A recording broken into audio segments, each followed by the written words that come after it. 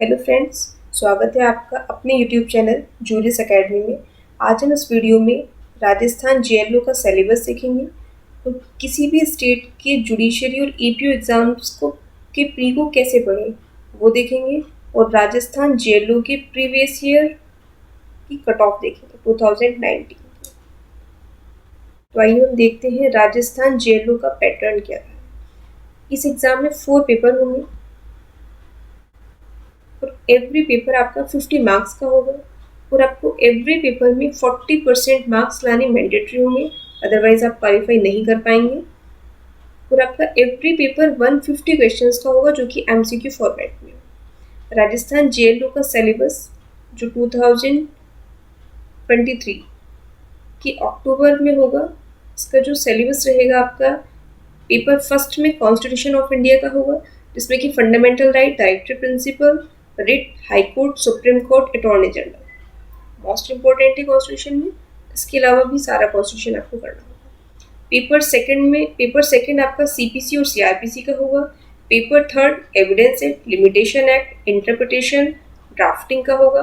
Paper four language का होगा, जिसमें हिंदी और इंग्लिश दोनों है। अब हम देखते हैं कि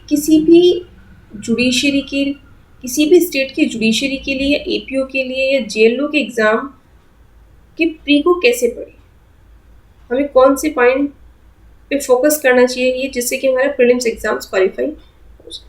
तो सबसे मोस्ट इम्पोर्टेंट चीज़ है आपके प्री के लिए बेयर एक्ट।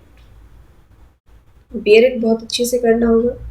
जैसे कि यूपीएससी एग्ज़ाम्स का बेसिक एनसीईआरटी की बुक्स हैं, उसी तरह जुडिशरी के एग्ज़ाम्स का जो बेसिक है वो बेयर एक्ट है। लेकिन बेयर एक्ट को हम पढ़े कैसे और क्या कौन कौन से पॉइंट्स हम बेयर एक्ट से कंप्लीट करें जो कि हमारे प्री के एग्ज़ाम्स के लिए मोस्ट इम्पोर्टेंट है और प्री के एग्ज़ाम्स के क्वेश्चंस को हम सॉल्व करते हैं।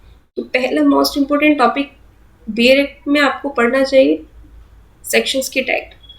सेक्शंस के टाइटल हमें बहुत अच्छे से पता हो, क्योंकि आप किसी भी स्टेट का प्री का एग्ज़ाम सीखेंगे उसमें आपको 2 या 3, 5, 10 मतलब मिनिमम आपको 2 या 3 क्वेश्चंस तो हर स्टेट में आपको सेक्शन बेस मिलेंगे। जैसे कि एविडेंस एक्ट में सेक्शन 6 में रजिस्ट्री दिया हुआ है, ये पूछा जाता है कि डाइन डिक्लेरेशंस कौन से सेक्शंस में दिया गया है, सेक्शन 32 क्लोज 1 एविडेंस एक्ट में दिया हुआ है। कि डावरी डेथ की सेक्शन में दिया गया है आईपीसी के सेक्शन 304 बी में दिया गया है। तो डायरेक्टली आपको मोस्ट इम्पोर्टेंट सेक्शंस करनी चाहिए जहाँ से कि बिल्कुल डायरेक्ट क्वेश्चंस बन रहे हैं। दूसरा पॉइंट है आपका डिटेल में सेक्शंस को डिटेल में बहुत अच्छे से पढ़ना चाहिए। वहाँ से आपको हर एग्ज़ाम में 3, 4, 5 बहुत कॉमन क्वेश्चंस आपको देखने को मिलेंगे। जैसे कि एविडेंस एक्ट में आपको एडमिशंस पे क्वेश्चंस मिलेगा सेक्शन 17 पे, कि एडमिशंस आपकी ओरल, डॉक्यूमेंट्री, इलेक्ट्रॉनिक फॉर्म्स किन में हो सकती है या प्रॉक्स सभी, तो इसका ऑप्शन डी सही है। इस तरह के क्वेश्चंस आपको देखने को मिलेंगे। इलिस्ट्रेशन बेस्ड क्वेश्चन, अगर आप प्रीवियस ईयर के क्वेश्चंस देख रहे हो, प्रीवियस ईयर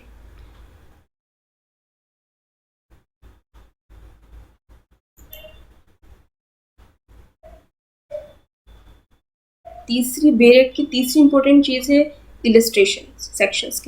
सेक्शंस के इलिस्ट्रेशन से डायरेक्ट क्वेश्चंस पूछे जाते हैं। जैसे कि एविडेंस एक्ट का सेक्शन 6 से आप हर एग्जाम्स में इलिस्ट्रेशन बेस्ड क्वेश्चंस देखिए। सेक्शन 8 की इलिस्ट्रेशन मोस्ट इम्पॉर्टेंट है, सेक्शन 14 की इलिस्ट्रेशन। इस तरह जो मोस्ट इम्पोर्टेंट सेक्शंस हैं उनकी जो इलिस्ट्रेशन है वो आपको प्री के हर एग्जाम्स में बहुत अच्छे से पढ़ने चाहिए, क्योंकि वहाँ से डायरेक्ट क्वेश्चंस पूछे जाते हैं। एक्सप्लेनेशंस, बेयर एक्ट में जो सेक्शंस की एक्सप्लेनेशंस दी गई है वहाँ से प्री के एग्जाम्स में डायरेक्ट क्वेश्चंस पूछे जाते हैं। जैसे कि सेक्शन 8 में 2 एक्सप्लेनेशन दी गई है, प्री के एग्जाम से पूछे जाते हैं, प्रीवियस ईयर में पूछे गए हैं जुडिशरी के एग्जाम्स में या ईपीओ में। सेक्शन 14 में एक्सप्लेनेशन दी गई है, सेक्शन 55 में दी गई हैं एक्सप्लेनेशंस। आईपीसी के सेक्शन 378 थेफ्ट में 5 एक्सप्लेनेशन दी गई हैं, मोस्ट इम्पोर्टेंट है। एक्सप्लेनेशन 5 हमेशा प्रीवियस एग्जाम्स में पूछी भी गई है। 299 आईपीसी में जो कल्पेबल होमिसाइड है उसमें 3 एक्सप्लेनेशन दी गई है, थर्ड एक्सप्लेनेशन से क्वेश्चंस पूछे जाते हैं। तो जो मोस्ट इंपॉर्टेंट सेक्शन है उनकी एक्सप्लेनेशंस पे हमें अच्छे से पढ़नी चाहिए, क्योंकि प्री के क्वेश्चंस वहाँ से भी बनते हैं। सेकेंड चीज़ है, प्री एग्जाम्स को पढ़ने के लिए आपको केस लो बहुत अच्छे से पढ़नी चाहिए, क्योंकि हर एग्जाम्स में केस लो से रिलेटेड भी आपको 2 या 3 क्वेश्चंस, चाहे वो कॉन्ट्रैक्ट हो या सीपीसी हो, हर सब्जेक्ट्स में आपको 1 या 2 क्वेश्चंस ऐसा मिलेगा जो केस लो से बेस्ड होगा। तो केस लो आपको 2 तरह के केस लो पढ़ने चाहिए, एक तो लीडिंग जजमेंट पढ़नी चाहिए और एक आपको रिसेंट जजमेंट। लीडिंग जजमेंट जो बहुत मोस्ट इम्पोर्टेंट है, जैसे कि आईपीसी में वीरेंद्र कुमार घोष का है, इसके अलावा क्वीन बनाम अब्दुल्ला का केस है एविडेंस एक्ट में, पकाला नारायण स्वामी का, जो भी लीडिंग जजमेंट है, या कॉन्स्टिट्यूशन में आपका इंदिरा साहनी का केस है, जो मोस्ट इम्पोर्टेंट है, जिनके आने की संभावना है, वो आपको प्री के लिए एक लिस्ट बना के तैयार करनी चाहिए और उनको अच्छे से पढ़ना चाहिए।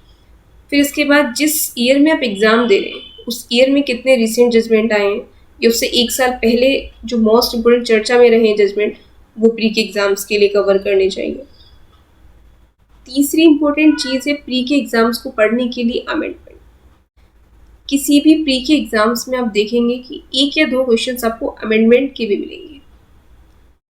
अमेंडमेंट में आपको पुराने अमेंडमेंट करने होंगे, जैसे कि आईपीसी में 2 तरह के अमेंडमेंट दिए हुए हैं, एक पुराने अमेंडमेंट दिए गए हैं, एक ओल्ड अमेंडमेंट दिए गए हैं, और एक जो न्यू हुए हैं, न्यू आपके 2013 वाला और एक आपका 18। पुराने में जैसे कि सेक्शन 304B किस अमेंडमेंट के द्वारा जोड़ा गया, प्री में पूछा जाता है 1986 के द्वारा। 304A किस अमेंडमेंट के द्वारा जोड़ा गया, 1870 के द्वारा जोड़ा गया। और 2013 के अमेंडमेंट, 2018 के अमेंडमेंट मोस्ट इम्पोर्टेंट है। हमेशा अभी 1-2 साल में जितने भी जुडिशरी के एग्जाम्स हुए सब में आपसे अमेंडमेंट के क्वेश्चंस पूछे गए। ये अच्छे से किए जाने चाहिए, हर किसी भी स्टेट का प्री का आप एग्ज़ाम दे। इसके बाद सबसे इम्पोर्टेंट चीज़ है प्रीवियस ईयर क्वेश्चंस। किसी भी स्टेट का प्री एग्ज़ाम देने के लिए प्रीवियस ईयर क्वेश्चन पेपर तो सबसे पहले हमें पता लगता है कि उस एग्ज़ाम का पैटर्न क्या है। और दूसरी बात ये इसमें इम्पोर्टेंट है कि प्रीवियस ईयर क्वेश्चन पेपर से 20% मिनिमम रिपीटेड क्वेश्चंस आपको देखने के लिए। उत्तराखंड जैसे स्टेट है वहाँ पे मैक्सिमम क्वेश्चंस रिपीट होते हैं, लेकिन हर स्टेट में 5% या 10%, 1-2 क्वेश्चन तो आपको मिलेगा ही मिलेगा रिपीटेड। प्री के एग्जाम्स को पढ़ते हुए आपको, अगर आप किसी भी स्टेट का प्री के एग्जाम्स की तैयारी कर रहे हैं, ये मानो आप राजस्थान जेएलओ का एग्ज़ाम देंगे, तो आपको राजस्थान पीसीएसजे में जो क्वेश्चंस आए हैं, एपीओ में आए हैं, यूपी पीसीएसजे में आए हैं, जितने भी जुडिशरी में एग्ज़ाम्स हुए हैं अदर स्टेट में, एपीओ में एग्ज़ाम्स में क्वेश्चंस पूछे गए उन सब्जेक्ट के, वो भी आपको सॉल्व करने चाहिए।